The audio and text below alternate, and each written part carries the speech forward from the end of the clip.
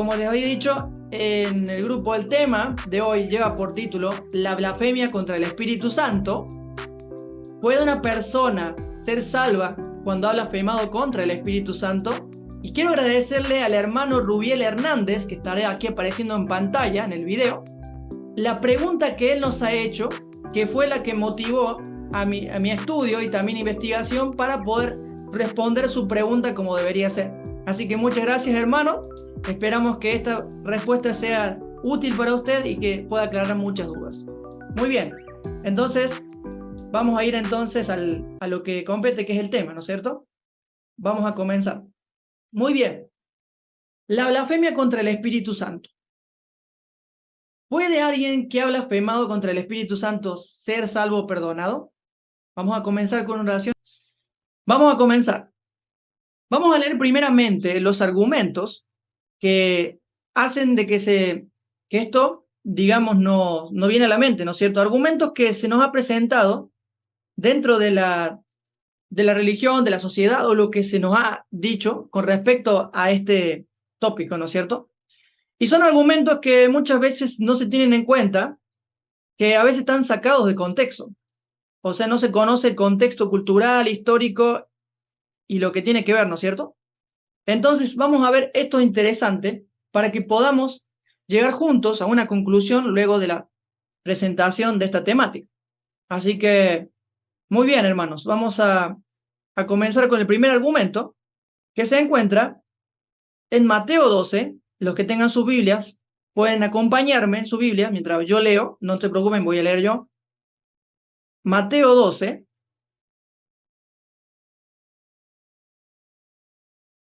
31 al 32. Y dice: por tanto, os digo, todo pecado y blasfemia será perdonada a los hombres, mas la blasfemia contra el Espíritu Santo no le será perdonada. A cualquiera que dijera alguna palabra contra el Hijo del Hombre, le será perdonado. Pero el que hable contra el Espíritu Santo no le será perdonado en este siglo ni en el venidero. O sea, aparentemente lo que está diciendo acá Jesús, aparentemente, categóricamente, está diciendo de que no puede ser perdonada esa persona por el hecho de que ha blasfemado contra el Espíritu Santo. Sin embargo, hay que tener en cuenta algunas cositas que las vamos a mencionar más adelante. Vamos al otro argumento. Marcos 3, 28 al 30. En verdad os digo que todos los pecados serán perdonados a los hijos de los hombres y las blasfemias con las que blasfemen. Pero cualquiera que blasfeme contra el Espíritu Santo no tiene jamás perdón, sino que es culpable de pecado eterno, porque decían, tiene un espíritu inmundo. El siguiente argumento. Lucas 12:10, que después vamos a leer otro versículo también que tiene que ver con este tema. Y todo el que diga una palabra contra el Hijo del Hombre, se le será perdonada, pero el que blasfeme contra el Espíritu Santo no le será perdonado. Hay algo muy interesante que quiero mencionar, que es cuando tenemos un texto, no podemos decir amén, listo, palabra de Dios. No, hermanos y hermanas. Usted tiene que buscar el contexto mediato, que quiere decir los textos anteriores a lo que está diciendo, número uno, lo que está diciendo ahí la persona, ya sea Jesús, sea un profeta, lo que sea. No solamente esto se aplica al Nuevo Testamento, sino también al Antiguo Testamento, a las cartas de Pablo y demás, etc. Entonces, vamos a leer juntos ahora el contexto de Mateo 12, 31 y 32, que comienza el versículo 22. Dice: entonces fue traído a él un endemoniado, ciego y mudo, y le sanó, de tal manera que el ciego y mudo veía y hablaba. Y toda la gente estaba atónita, y decía, ¿será este aquel hijo de David? Mas los fariseos al oírlo decían, este no echa fuera a los demonios, sino por Belcebú, príncipe de los demonios. Sabiendo Jesús los pensamientos de ellos, les dijo, todo reino dividido contra sí mismo es asolado, y toda ciudad o casa dividida contra sí misma no permanece. Y si Satanás echa fuera a Satanás, contra sí mismo está dividido. ¿Cómo pues permanecerá su reino? Y si yo echo fuera a los demonios por Belcebú, ¿por quién los echan vuestros hijos? Por tanto, ellos serán vuestros jueces. Pero si yo por el Espíritu de Dios echo fuera los demonios, ciertamente llevo a vosotros el reino de Dios. Porque como puede alguno entrar en la casa del hombre fuerte y saquear sus bienes, si primero no le ata, entonces podrá saquear su casa. El que no es conmigo, contra mí es, y el que conmigo no recoge, desparrama. Muy bien, este es el contexto de Mateo 12, 31 y 32. Lo que estaba sucediendo aquí es una acusación en contra de Jesús y en contra del poder que él tenía del Padre para liberar a los endemoniados, para sanar a los enfermos. Y ellos decían de que Belcebú, el príncipe de los demonios, era el que estaba con él y por eso hacía esos señales. Quiero decirles una cosa. Lo que Jesús hace de inmediato, que es el texto que acabamos de leer al principio, es una manera de explicar algo que a simple vista no lo podemos contemplar, pero cuando analizamos profundamente el contexto inmediato, nos daremos cuenta que no tiene nada que ver con lo que nos han enseñado sobre la blasfemia contra el Espíritu Santo. ¿Y por qué lo digo? Miren, luego que termina esto que acabo de leer, Jesús dice la palabra: todo pecado será perdonado a los hombres, mas la blasfemia contra el Espíritu Santo será perdonada. Acá tenemos que destacar dos palabras muy importantes. Número uno, blasfemia, y número dos, siglo, cuando dice que no será perdonado en este siglo, y la última, ni el venidero. Esas tres palabras son las que analizaremos más adelante y llegaremos a una conclusión, en fin. Vamos a leer los contextos ahora de los siguientes versos que leímos. ¿Cuáles contextos? El contexto de Marcos 3:23 al 20. Ya leímos Mateo. Ahora vemos Marcos, a ver qué nos dice. Marcos 3:20 al 28. Jesús llegó a una casa y la multitud se juntó de nuevo, a tal punto que ellos ni siquiera podían comer. Cuando sus parientes oyeron esto, fueron para hacerse cargo de él, porque decían: está fuera de sí. Y los escribas que habían descendido de Jerusalén, decían: tiene a Belcebú y expulsa a los demonios por el príncipe de los demonios. Y llamando junto así, le hablaba en parábolas. Acá hay un detalle que Mateo no dijo, pero acá lo menciona Marcos. Y dice, y llamándolos, o sea, los fariseos, los escribas, los religiosos, llamándolos junto así, les hablaba en parábolas. Interesante. ¿Cómo puede Satanás expulsar a Satanás? Y si un reino está dividido contra sí mismo, ese reino no puede perdurar. Y si una casa está dividida contra sí misma, esa casa no podrá permanecer.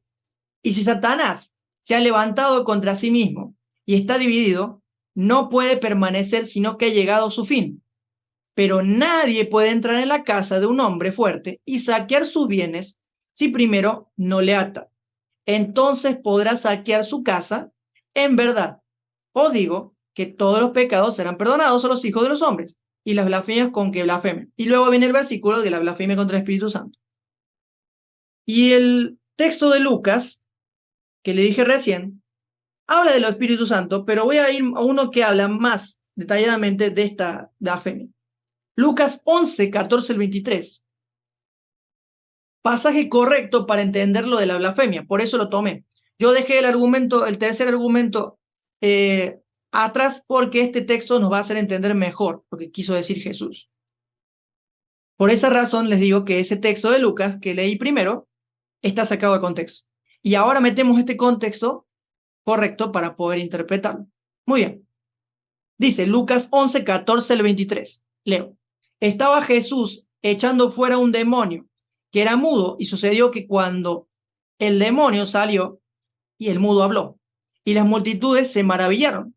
Pero algunos de ellos dijeron, y esos ellos, sabemos ya por Mateo y por Marcos que eran los religiosos, los fariseos, decían: él echa fuera los demonios por Belcebú, príncipe de los demonios. Y otros, para ponerle a prueba, demandaban de él una señal del cielo. Pero Jesús, conociendo él sus pensamientos, les dijo: todo reino dividido a él todo reino dividido contra sí mismo es asolado, y una casa dividida contra sí misma se derrumba. Y si también Satanás está dividido contra sí mismo, ¿cómo puede permanecer en pie, o su reino? Porque vosotros decís que yo echo fuera demonios por Belcebú. Y si yo echo fuera demonios por Belcebú, ¿por quién los echan fuera vuestros hijos? Por consiguiente, ellos serán vuestros jueces. La palabra hijos, que se habla aquí, investigando un poquito, me di cuenta que no era literalmente hijos, sino que quiere decir sus aprendices, sus pupilos. O sea que estos fariseos, estos maestros de la ley, tenían gente que les seguía académicamente, podemos hablar, en categoría. O sea, ellos eran los capos, los buenos, los que tenían estas capacidades también de hacer exorcismo, porque algunos fariseos eran exorcistas. Entonces, ellos le enseñaban a sus estudiantes, sus aprendices y demás. Entonces, por eso le pregunta a Jesús, si ustedes dicen que yo he hecho fuera demonios con el poder del mal, ¿con qué poder lo echan sus pupilos, sus aprendices? Después se darán cuenta que serán ellos los que serán los jueces de ustedes, porque están acusándome de algo que realmente no pueden comprobar que es así. Y quiero que destaquemos lo siguiente. Cuando dice después la pregunta a Jesús de los hijos, por consiguiente, ellos serán vuestros jueces. Pero si yo por el dedo de Dios echo fuera los demonios, entonces el reino de Dios ha llegado a vosotros. Cuando un hombre fuerte, bien armado, custodia su palacio, sus bienes están seguros. Pero uno más fuerte que él lo ataca y lo vence. Le quita todas sus armas en las cuales había confiado y distribuye su botín. Su botín. El que no está conmigo está contra mí. El que no recoge, desparrama. Nuevamente Jesús habla en parábolas. Quiero dejar en claro una cosita. Cuando Jesús habla en parábolas, no está hablando literalmente, sino que está usando una historia quizá conocida de la época o una ilustración que él inventó en ese momento para dejar un mensaje espiritual. Y eso es lo que quiero mostrarles ahora. La otra herramienta que usaremos en esta mañana es el comentario de William Barclay. En el comentario de William Barclay vamos a ver un detalle importante. Bueno, si quieren saber también, antes de leer ese comentario, tengo el contexto de Lucas 12:10 para que vean que no tiene mucho que ver con la blasfemia contra el Espíritu Santo. Lucas 12:1-10. Y después vamos con el comentario de William Barclay. En esta circunstancia, cuando una multitud de miles y miles se había reunido tanto que se atropellaban unos a otros, Jesús comenzó a decir primeramente a sus discípulos, guardaos de la levadura de los fariseos, que es la hipocresía. Y nada hay encubierto que no haya de ser revelado, ni oculto que no haya de saberse. Por lo cual, todo lo que habéis dicho en la oscuridad se oirá a la luz, y lo que habéis susurrado en las habitaciones interiores será proclamado desde las azoteas. Y yo os digo, amigos míos, no temáis a los que matan el cuerpo, y después de esto no tienen nada más que pueden hacer. Pero yo os mostraré a quién debéis temer. Temed al que después de matar tiene poder para arrojarlos al infierno. Palabra agregada. Si os digo esto, digo temed, a este temed. No se venden 5 pajarillos por 2 cuartos. Y sin embargo, ni uno de ellos está olvidado ante Dios. Es más, aún los cabellos de vuestras cabezas están todos contados. No temáis, vosotros valéis más que muchos pajarillos. Y os digo que todo el que me confiese delante de los hombres, del Hijo del Hombre, confesaré también ante los ángeles de Dios su nombre. Pero el que me niegue delante de los hombres será negado delante de los ángeles de Dios. Y después dice, y cualquiera que pecare contra él, es una palabra que no tiene mucho que ver con lo que está diciendo Jesús, con lo que pasó en la historia, que es el contexto correcto, que es la historia de la acusación de los fariseos. Pero en este texto, Jesús nos advierte acerca de tener cuidado con los fariseos. Y ahora sí, vamos a ir al comentario de William Barclay. Es un poquito larguito, pero es muy importante lo que él destaca. Quiero dejar en claro una cosa.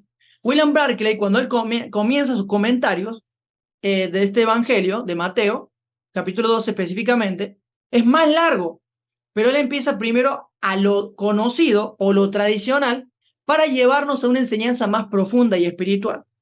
Bien, Recordemos también que William Barclay era un pastor bautista del siglo XIX y del cual él también, siglo XIX y siglo XVIII, bueno, entre esa época estaba. Eso nos damos cuenta de que él tenía un contexto religioso en el cual también aplicaba muchas veces sus comentarios, pero no en todos sus comentarios, amigos, hermanos y hermanas, aplica su fe. Él era un restauracionista. Él creía en la restauración de todas las cosas y creía firmemente que Dios salvaría a toda la humanidad y los traería nuevamente a su amor, para ser restaurados, obviamente. Pero en algunos comentarios vamos a ver algunos vestigios de eso, y quizá en este también un poquito. Pero primero voy a hablar de algo que es tradicional. Dicho esta aclaración, comienzo a leer el comentario. Dice, tratemos ahora de entender lo que quería decir Jesús con el pecado contra el Espíritu Santo. Tenemos que tener en cuenta que Jesús no estaba hablando del Espíritu Santo en el pleno sentido cristiano del término actual. Eso habría sido imposible porque tenía que llegar Pentecostés para que el Espíritu Santo viniera sobre los creyentes en todo su poder, luz y plenitud. Tenemos que interpretar este dicho a la luz de la concepción judía del Espíritu Santo. Atención aquí. Según las enseñanzas judías, el Espíritu Santo tenía dos funciones supremas. La primera, el Espíritu Santo tenía la verdad de Dios para las personas. La segunda, el Espíritu Santo capacitaba a las personas a reconocer y comprender esa verdad cuando les llegaba. Así que una persona, según los judíos, necesitaba el Espíritu Santo tanto para recibir como para reconocer la verdad de Dios. Podríamos decirlo de esta otra manera. El Espíritu de Dios le ha dado a las personas una facultad que le permite reconocer la bondad y la verdad cuando las ve. La verdad y la bondad cuando las ve. Ahora debemos dar otro paso en nuestro intento de comprender lo que quería decir Jesús. Una persona puede perder una facultad si se niega a usarla. Esto es verdad en cualquier esfera de la vida. Es verdad físicamente. Si se dejan de usar ciertos músculos, se atrofian. Es verdad intelectualmente. Muchas personas llegaron a saber algo de latín o trigonometría, por ejemplo, cuando iban al instituto, pero lo han olvidado casi completamente porque no lo han practicado más. Cuando es verdad, de cualquier clase de percepción, uno puede perder el gusto por la música clásica si no escucha nada más que música barata. Puede perder la capacidad de la lectura si no lee nada que valga la pena.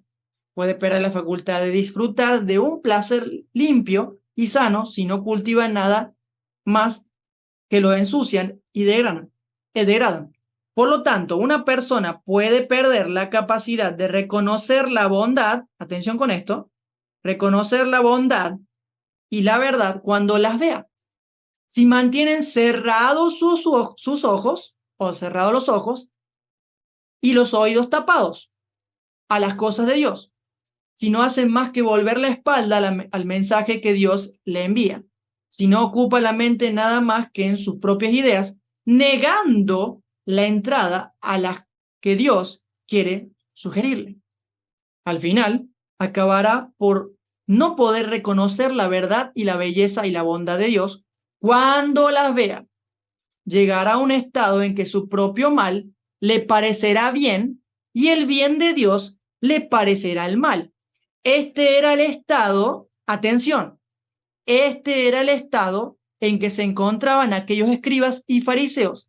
Habían permanecido ciegos y sordos tanto tiempo a la dirección y las sugerencias del Espíritu de Dios y se habían empecinado tanto y tanto tiempo en su propio camino que habían acabado por no reconocer la verdad y la bondad de Dios cuando las veían.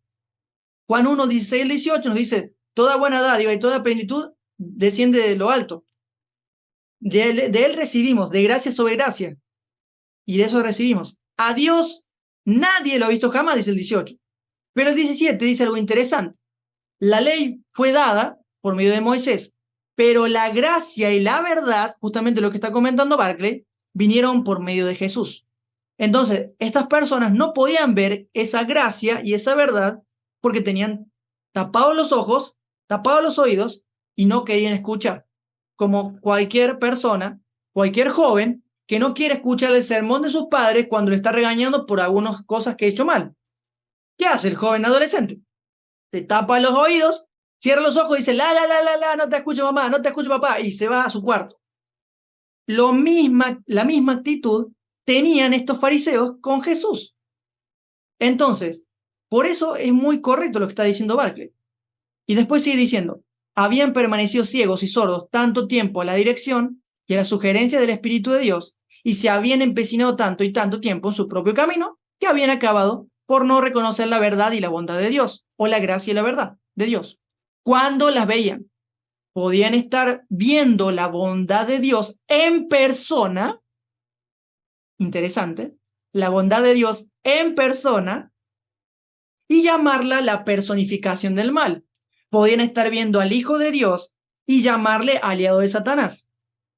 El pecado contra el Espíritu Santo consiste en rechazar la voluntad de Dios tan insistentemente que se acaba por no reconocerla cuando se nos despliega a la luz del día. ¿Por qué ha de ser imperdonable ese pecado? Pregunté, ¿por qué ha de ser imperdonable ese pecado? ¿Qué lo distingue tan terriblemente de otros pecados? La respuesta es sencilla. Cuando se llega a ese estado, el arrepentimiento es imposible. Pero no se queden con eso. Ahí ya está, dicen pecado imperdonable, no tiene perdón. Esperen, hermanos, sigamos leyendo. Si una persona no puede reconocer la bondad de Dios cuando la ve, no la puede desear. Si no se reconoce el mal si no se reconoce el mal como el mal, no se puede lamentar ni desear evitarlo. Y miren lo que dice más adelante. Y si no se puede, aunque sea con fracasos, desear, si no se puede, aunque sea con fracasos, amar el bien y aborrecer el mal. Entonces uno se puede arrepentir, y si no se puede arrepentir, no se le puede perdonar, porque el arrepentimiento es la única condición del perdón. Ese es algo tradicional que le enseñaron a Barclay y lo está aplicando ahí, porque ese comentario iba dedicado a los hermanos de su congregación y demás, porque en esa época se habla de eso. Pero en otro comentario, William Barclay dice que no hay impedimento para el arrepentimiento. Y uno puede pensar, bueno, William Barclay se contradice. No, William Barclay no se contradice. William Barclay quiere hacer razonar y pensar a la audiencia o a los lectores que lo leen a él, porque él ha dicho y sacó una declaración de fe de que él cree que Dios restaurará todas las cosas, a todos los seres humanos y a todas las criaturas creadas, y que Él es un Dios perdonador y que nunca deja de perdonar. Vamos a ver por qué dice eso. Después es una ilustración. Entonces dice que llega a un punto del límite del perdón. Miren lo que dice después. Después de haber cometido contra el Espíritu Santo, es la que tiene temor de haberlo. Me equivoqué acá. Si no se reconoce el mal con el bien, se puede lamentar ni desearlo evitarlo. Y si no se puede, aunque sea con fracaso, amar el bien y aborrecer el mal. Entonces, uno no se puede arrepentir. Si no se puede arrepentir, no se le puede perdonar, porque el arrepentimiento es la única condición del perdón. Ahora, ahorraría muchas angustias es que la gente se diera cuenta de que una persona que no puede haber cometido el pecado contra el Espíritu Santo tenga miedo de haberlo cometido, y es la que tiene temor de haberlo hecho, porque el pecado contra el Espíritu Santo se puede describir como la pérdida de toda sensibilidad o de sentido de pecado.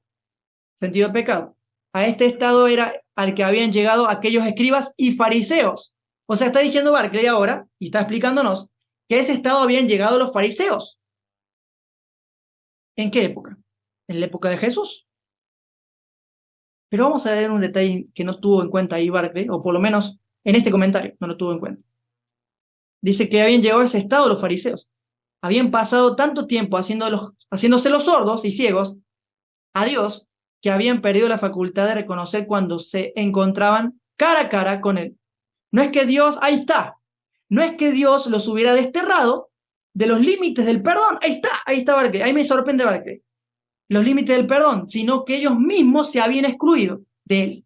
O sea, quiere decir que ellos no querían ser perdonados, que ellos no se sentían que debían arrepentirse, metanoia, cambiar su mente con respecto a Jesús y lo que estaba haciendo por medio del Espíritu Santo, cambiar su mente con respecto al Mesías castigador, destructor, aniquilador de naciones y rey conquistador que tenía en la mente, por un Jesús manso cordero y tierno de corazón. y que traía la paz como príncipe de paz, según Isaías 9:7. Entonces ahí nos dice Barclay de que no es que Dios no los quiere perdonar, ni que tampoco no los va a perdonar, sino que quiere decir que ellos mismos le escupen en la cara a Dios y dicen, no queremos perdón. Ahora viene lo interesante. ¿Por qué no quieren el perdón? Porque están ciegos y sordos. Pablo en 2 Corintios nos dice que Satanás nos ha puesto un velo que no nos deja ver las cosas espirituales. Pero cuando Cristo llega a esa persona, el velo es quitado. Y cuando el Espíritu llega, hay libertad. ¿Y cuándo comenzó eso? Cuando desciende en Pentecostés el Espíritu Santo y empiezan los apóstoles a predicar el evangelio de la gracia y la salvación de todos. ¿Y por qué digo eso? Porque Barclay también lo ha dicho en algunos comentarios. Pero me gusta cómo remata este comentario, cómo termina este comentario, que dice lo siguiente. Vuelvo a repetir por si quedaron dudas. No es que Dios los hubiera desterrado de los límites del perdón, sino que ellos mismos se han excluido del perdón. Años de resistencia a Dios los habían vuelto así. Así que hay una advertencia terrible. Debe tener en cuenta a Dios todos nuestros días. Debemos tener en cuenta a Dios todos nuestros días, no sea que nos atrofie la sensibilidad, ni ensordezca el oído espiritual. Es ley de vida que no oiremos nada más de lo que querramos oír o nos hayamos capacitado para oír. Se cuenta de un campesino que estaba en la oficina de un amigo. Acá termina con una ilustración. De un amigo en medio de todo el ruido del tráfico de la ciudad. Y le dijo de pronto, ¿escuchas esto? Y él les dice, ¿qué? Le preguntó el amigo. De la ciudad, los grillos, todo eso. Le contestó el campesino. No entendía. Tenía los oídos habituados a los sonidos del campo, no de la ciudad, efectivamente, que no podía percibirlos de la ciudad. Por otra parte, el tintineo de una moneda al caer a la acera habría hecho que muchos pares de ajos localizasen el punto y habría pasado inadvertido para el campesino, que tal vez no lo había oído antes, nunca antes. Solo el experto, el que se ha habituado a oírlo, puede reconocer el canto característico de aves específicas en el concierto del bosque. Solo el experto que ha entrenado el oído distingue los sonidos de los diferentes instrumentos de la orquesta sinfónica hasta el punto de poder localizar el fallo de una nota solitaria que ha salido de los segundos violines. Es ley de vida que oímos lo que nos hemos entrenado a oír. Día a día debemos escuchar a Dios para que día a día se nos haga su voz, su voz no cada vez más tenue hasta que lleguemos a no poder percibirla, sino cada vez más clara, de forma que será el sonido al que tengamos los oídos más sintonizados. Así que Jesús acaba con el desafío. Si he hecho una buena obra, debéis reconocer que soy un hombre bueno. Si he hecho una mala obra, entonces podéis pensar que soy malo. No podéis saber cómo es un árbol nada más que por la calidad de sus frutos, ni el carácter de una persona si no es por sus obras. Pero, ¿y si uno se ha vuelto tan ciego? Pregunta Barclay por finalizar. ¿Y si uno se ha vuelto tan ciego para Dios que no puede reconocer la bondad cuando la ve? Aquí está el quid de la cuestión. ¿Qué quiere decir blasfemia? Y eso es lo que vamos a llegar ahora. Vamos a analizar las palabras griegas de blasfemia. La palabra blasfemia en el Strong, la referencia es G988 y se escribe de esta manera, blasfemia. No hay, la forma fonética es parecido, pero se escribe de una manera diferente. La palabra blasfemia viene de la raíz etimológica de dos palabras en una, o sea, una palabra compuesta por dos palabras. La primera palabra es blax, que significa perezoso, lento de, y la otra es feme, que significa reputación, fama.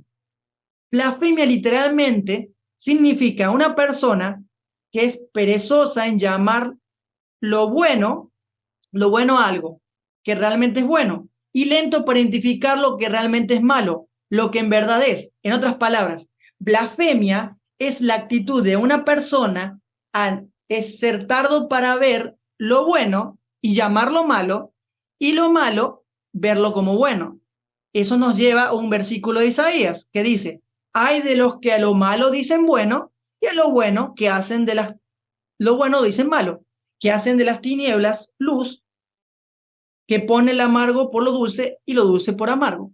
En otras palabras, hay de los que ven lo malo en Jesús y no ven lo malo de su actitud farisea de criticar la obra del Espíritu Santo, que hacen de la luz de Cristo Satanás y del Satanás Cristo.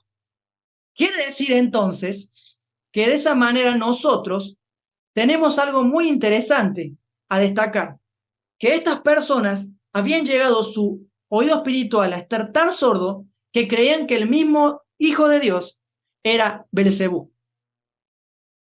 Ahora viene lo siguiente. No, bueno, está bien, Pablo, está bien, puede decir eso, todo lo demás, sí, se entiende, pero ¿por qué dice que no tendrá perdón ni en este siglo, ni en el venidero? Muy bien, eso es lo que vamos ahora. Vamos a repetir el verso para que nos demos cuenta lo que quiero decirles. Y dice, Mateo 12:32, cualquiera que diga una palabra contra el Hijo del Hombre se le perdonará, pero el que habla contra el Espíritu Santo no se le perdonará ni este siglo, aión, y después dice, ni en el venidero, el que quiere decir el que viene, o el que vendrá. Ahora vamos a analizar esas dos palabras. La palabra aión viene de la palabra griega, la palabra etimológica, la raíz etimológica de aionios, que quiere decir el tiempo que tenga que durar, un determinado tiempo, una edad, una era. Pregunta, en Lucas 21, los discípulos, es el único versículo que yo he visto que le preguntan a Jesús sobre la destrucción de Jerusalén y no del llamado fin del mundo del siglo XXI, sino que preguntan, dinos, ¿cuándo serán estas cosas y qué señal de estas cosas será cuando acontezca? En otras palabras, aquí Jesús les dice algo muy interesante a sus discípulos. En el versículo anterior, ellos le dicen, ven todos estos edificios, este templo y todo lo demás, les aseguro que no quedará piedra sobre piedra que no sea derribada. Entonces, con eso podemos darnos cuenta de que Jesús estaba hablando de la destrucción del año 70 y no del fin del mundo. No del fin del mundo, sino de la destrucción del año 70. Entonces, ¿qué clase de era, nos podemos preguntar, se estaba refiriendo Jesús cuando dijo, ni en esta era, ni en este siglo, ni en el venidero? Simple. Jesús estaba hablándole a una audiencia judía que creía que el Mesías iba a venir a libertar a los romanos y que ellos iban a ser los mejores del mundo y iban a conquistar todas las demás naciones.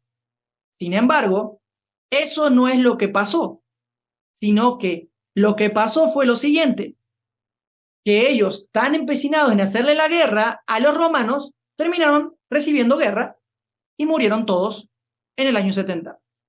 ¿Y por qué dice que no serán perdonados? Porque ellos iban a morir en esa condición de no querer el perdón, de no querer el perdón de Dios, o sea, por la blasfemia que estaban cometiendo, y quiere decir, estaban llamando a su hijo el hijo de Satanás, y no el hijo de Dios. La persona que llama anatema o que no reconoce que Jesucristo vino en carne, dice Pablo, se ha llamado maldito. No porque está maldiciendo a la persona Pablo, sino porque esa persona ya se pone en condición de maldito. ¿Me explico? Pero haberme explicado. Entonces, ahí nos damos cuenta que el verso debería traducirse de esta manera. Y cualquiera que diga una palabra contra el Hijo del Hombre se le perdonará, pero que hable contra el Espíritu Santo no querrá el perdón, ni en este siglo, ni en el siglo que viene. Jesús estaba hablando de una manera metafórica. Entonces le está diciendo que estas personas no quieren el perdón de Dios por haber hablado mal del Hijo de Dios, porque no quieren, porque son esclavos, están ciegos, no ven nada y creen que está todo bien. La Odisea, porque yo soy rico y me he enriquecido y de nada tengo necesidad. Pero para Jesús, la Odisea es un pobre, ciego, desnudo y no tiene valía. Entonces, la condición de la Odisea es algo terrible, hermanos y hermanas, porque es ni frío ni caliente, ni está en el escepticismo, ni está en el primer amor. Entonces, ¿qué condición tenían este tipo de personas No estoy hablando acá de antisemitismo, estoy hablando de específicamente los fariseos, este tipo de personas, líderes religiosos. No estoy hablando de los judíos en general, yo no soy antisemita, por las dudas. Entonces, este tipo de personas que rechazaron el testimonio que traía el Hijo de Dios son blasfemos, porque son lentos para ver lo bueno de Dios y rápidos para juzgar lo malo como bueno, como que ellos tenían el poder solamente de liberar a los endemoniados. Y la pregunta sería, ¿por qué dice no tendrá perdón? Porque cuando estás en esa condición no quieres, no te arrepientes, no cambies tu mente, estás cerrado en tu cajita religiosa y piensas, esto es así y punto. No hay otra verdad. Pero eso no es lo que Jesús quería enseñarles. Entonces, por esa razón es que ellos en este siglo, en esa era, la era judía, y en el fin de la era judía, no tuvieron perdón. Ellos no se sintieron perdonados. Y cuando resuciten en algún día, en el día final, van a seguir teniendo miedo que Dios los castigue por el crimen que le hicieron a su hijo. Pero hay buenas noticias para ese tipo de personas, tanto los buenos, tanto los de antes como los de ahora. ¿Y cuáles son esas buenas noticias? Vamos a leerlas, o vamos a verlas, mejor dicho. La blasfemia contra el Espíritu Santo no es un pecado imperdonable, sino una condición que tienen los fariseos, antiguos y modernos, que no aceptan de que Dios ama a todos, que es siempre bueno y que Dios se reveló totalmente en Jesús. Es decir, es rechazar el testimonio del Padre que trajo Jesucristo. Esta es la vida eterna, dice Jesús en Juan 17:3, que te conozcan a ti, el único Dios verdadero, y a Jesucristo, a quien tú has enviado. Es muy interesante lo que dijo Jesús. Muy bien, y dice, y que ellos no sienten, ellos, ese tipo de personas, religiosos de hoy, de antes, y lo habrá siempre, y que ellos no sienten la necesidad de arrepentirse, cambiar de opinión, cambiar su mente, abrir la cajita religiosa y ver, fuera de esta cajita hay un mundo que recorrer. Con respecto a los fariseos, religiosos de la época de Jesús, en todos los encuentros que Jesús estuvo con los fariseos, trató de cambiar su mentalidad con los gentiles, específicamente con los romanos. Pero ellos siguen haciendo la guerra hasta que llega la destrucción de Jerusalén. Allí vemos el futuro de ellos, aplicado a la destrucción de Jerusalén en el año 70 después de Cristo, dándole fin al aionios judío, a la era judía. Jesús se despide de Jerusalén de esta manera. Jerusalén, Jerusalén, que matas a los profetas y apedreas a los que te son enviados. ¿Cuántas veces quise juntarlos como la gallina junta sus pollitos debajo de sus alas? Y no quisiste.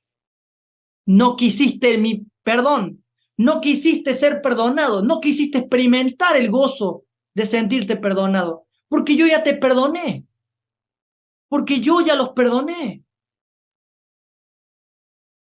Pero Jesús dice lo siguiente. He aquí, vuestra casa es dejada desierta. Mateo 23, 37, 38. Hermanos y hermanas, Jesús no es que no quería perdonar a este tipo de personas, sino algo muy diferente. Jesús ya los perdonó, porque ese grupo de personas estaban en su crucifixión y él, clamando al cielo, dijo, papito, perdónalos porque no saben lo que están haciendo. Y luego los que estaban ahí repartieron sus vestidos, echando suertes. Lucas 23, 34.